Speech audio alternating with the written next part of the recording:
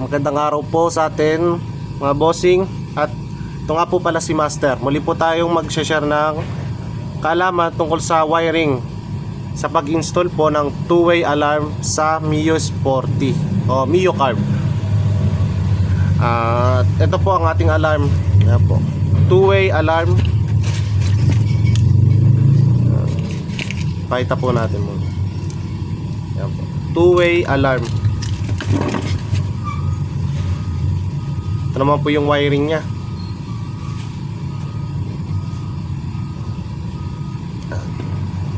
Okay. Magsisimula po tayo sa alarm unit o itong pinaka main nya, itong box na itim. Yan po yung alarm unit nya.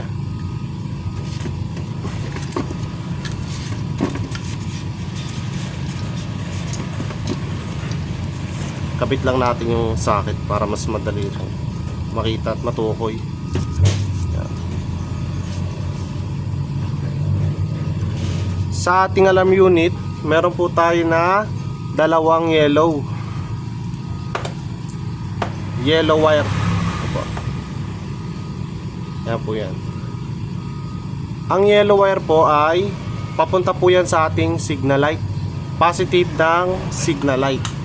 Ito po yung kapag nag-alarm yung motor mo o pinindot mo yung sensor, ay iilaw yung ating mga signal light.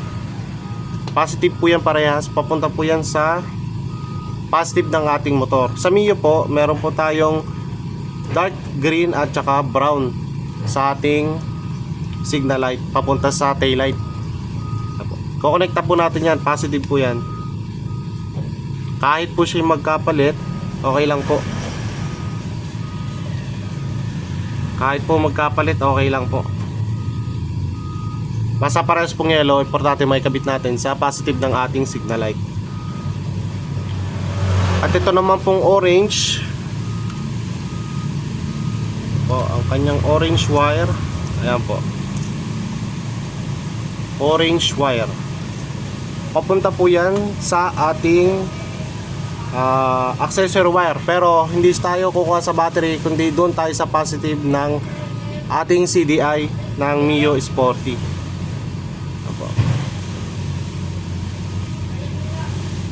Yun po ay kulay light brown po, light brown. Idadirect mo po siya, accessory wire po yan ha, yung light brown ng CDI sa ating Mio Sporty. Kukonekta mo lang siya dyan, tatap mo lang. Positive po. At ang atin naman pong gray, ito pong gray na sa main socket po, yan. Yan yung gray. Sa main socket po yan. May kulay gray po sa main socket. Yan naman po ay ating kill switch. Kill switch po yan. Yung gray. Papunta naman po ito sa pulser ng ating motor, or doon din po siya doon din siya papunta sa ating CDI. Pwedeng sa CDI o sa socket ng galing sa ating stator. Pero mas maganda kung sa CDI na lang, para isang wiring na lang natin at para may tape din na ayos. So yan po, papunta po siya sa ating CDI. Ang kulay po nun mga ating pulser ay white na may stripe na blue. Pulser white na may stripe na blue. Yan po yun. Itatap nyo lang siya doon at hindi nyo siya kailangan putulin. Balatan nyo lang ng kaunti. Pati sa light brown yun din, balatan nyo lang siya ng kaunti, tapos itap nyo lang, itape ng ayos. At sumunod naman po ay yung blue. Yan po. Yung blue naman po ay si starter. Ito po mo yung starter nya pag pinindot nyo yung inyong remote. Papunta po yan sa ating starter relay. Ang starter relay po ng Mio ay may dalawang wire. Isang gray, isang blue na may white. So ang gagawin nyo po dyan, itong starter natin, yung blue color wiring ng alarm unit. tatap nyo po siya sa blue na may white. Blue na may white sa galing starter relay. Yan po, bali babalatan nyo lang din yon, tapos itatap nyo lang. At ito naman po, ituro ko naman yung sa starter relay natin, yung gray, yung galing sa starter relay, puputulin po natin yung wire nya o tatanggalin natin doon sa socket yung kulay gray. Pagkatapos naman po ay iko-connecta natin sa ground. Puputulin mo yung gray, puputulin po hindi tatalupan lang, puputulin na po yung gray at iko-connecta natin sa kulay black ng wire ng ating motor or sa body ground. Yan po yun, puputulin yung gagawin natin ground.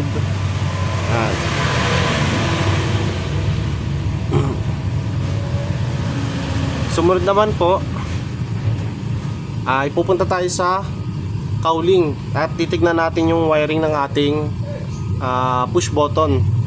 So sa wiring po ng Mi S40 sa push button, meron pong kulay black at blue na may white. Yan po yung sa push start nya, yung sa isang socket lang nakadugsong. Bali black at saka po blue na may stripe na white. Ang gagalawin lang po natin dyan ay ito lang pong black lang. Bali yung black po, puputulin din po natin, tatanggalin natin doon sa socket at i-connecta po natin sa accessory wire. Bali kukuha po tayo ng accessory wire doon po sa sensor ng ating preno. Makikita nyo naman po yun, yung nakakabit sa may brake master. Meron siyang dalawang kulay, pero doon nyo siya i-connecta sa green na may stripe na yellow, na kapag ka nagpreno ka tsaka lang siya iilaw para wala pong mabago. Stock pa rin yung sa manual natin na kapag nag push start preno muna, wala siyang mababago doon. Bali wiring lang po, puputulin natin at i-connecta natin sa accessory wire. Pasensya na po kayo, medyo maingay dito sa atin.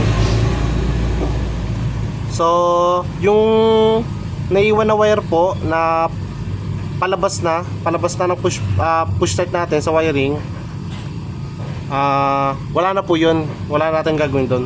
Tape nyo na lang, basta yung papunta lang po sa push button yung gagamitin natin, yung wire, at i-connecta natin blue, ang black i-connecta natin sa brake sensor, sa green na may yellow.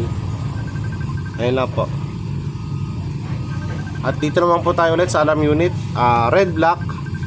Ang red po ay depende sa inyo kung gusto nyo maglagay ng fuse, pero maganda niya may fuse. Red, papunta muna po sa fuse.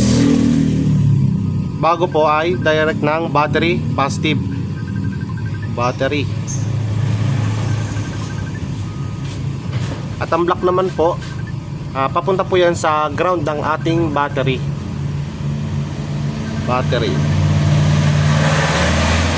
Negative po yan, negative. So yan lang po, napakadali lang, sundan nyo lang po at may kakabit nyo rin kahit kayo kaya nyo itong gawin sa sarili nyong motor. Ito po ay para sa ating two-way alarm installation sa Mio Carb or Sporty po. At yun lang po, maraming salamat po. At kung di ka pa nakapag-subscribe, please subscribe po our channel at paki-like na rin po, paki-share. At salamat po mga bossing, sa ulit.